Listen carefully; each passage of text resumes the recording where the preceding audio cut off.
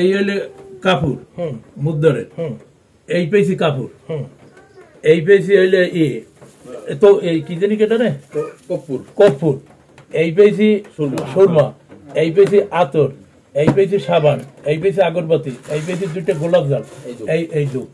খুব সকালে ফজরের নামাজ পড়ার জন্য দরজা খুলতেই দেখা যায় দরজার সামনে 2টি চিঠি, কাপনের কাপড় এবং গোসল করানোর জন্য যে সরঞ্জামাদি থাকা প্রয়োজন সেগুলো একটা প্যাকেটে করে দরজার সামনে কে বা কারা ফেলে রেখে গেল। কেন্দ্রীয় ছাত্রলীগের সাবেক 1 নং যুগ্ম সাধারণ সম্পাদক এবং বাংলাদেশ আওয়ামী লীগের আন্তর্জাতিক বিষয়ক উপকমিটির সদস্য আসাদুজ্জামান নাদিমের গ্রামের বাড়িতে দেখা মিলল এই কাপনের কাপড় সহ মৃত্যুর হুমকি দিয়ে 2টি চিঠি।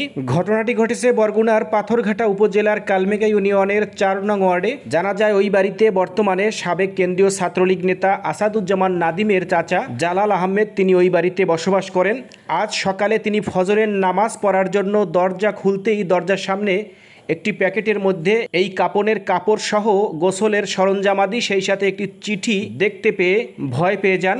ফজরের নামাজ পড়ছি, নামাজ পড়ার পর আমি আমার সামনের দরজা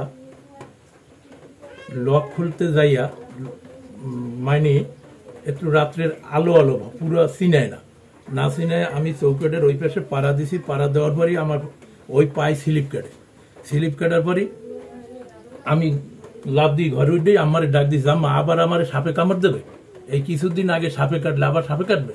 আমি এই বাতি জ্বালাইয়েই যাই দিই ওই ব্যাগটা, আমি ব্যাগটা উঠেই আমার ডাক দিয়েছি, আম্মা আইয়েই একটা গিট খুললেই কয়ারে আল্লাহ দিই সব এই কাপড় চোপড় আমি ওই খাটে বের করিয়া ওইনে মেললে সাথে সাথে আমার চাচাতো ওই মামুনের ফোন দিছি। এই মামুন ফোন দেওয়ার পর মামুনের বলছি কি পাইলেন আপনি? পাইছি আপনার ওই মৃত্যুবরণ যে মুদ্দরের গোসল করতে যে কাপড় লাগে পুরুষের সেই কাপড় এবং ধূপ পাইছি। কি কি একটু দেখান তো। এই হলে কাপড় মুদ্দরের, এই পেয়েছি কাপড়, এই পেয়েছি হইলে তো এই কি জানি কেটা রে কর্পূর, এই পেয়েছি সুরমা, এই পেয়েছি আতর, এই পেয়েছি সাবান, এই পেয়েছি আগরবাতি, এই পেয়েছি 2টা গোলাপ জল, এই যুগ। আর 2টা চিঠি। সিটিতে কি আপনার মৃত্যুর হুমকি দিয়ে দিয়েছে নাকি?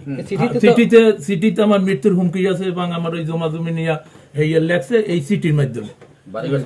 চিঠিতে যার নাম আছে এর সাথে আপনার কি সম্পর্ক? ওই যে এই যে মোবাইল নাম্বার হেমায়, সে আমার মামাতো ভাই, সে ওখানে ব্যবসা করিয়ে খায়, ওখানে দোকান দেয়, তার সাথে আমার সাথে কোনোই ঝামেলা নেই এবং তার লাগে আমার লাগে ভালো মানুষ, দোকানপাট দিয়ে খায়, নিজের ব্যবসা নিজে করিয়ে খায় এবং কেউ সাথে সে জয়জমেলায় নাই। আর আমি দেখি না তার সাথে আমার লাগে জয়জমেলা। এখানে 2টা নাম, এইখানে 2টা মানে একটা দেলোয়ার মাল, এই মাল তার মোবাইল নাম্বার না, তার সাথে আমার লাগে।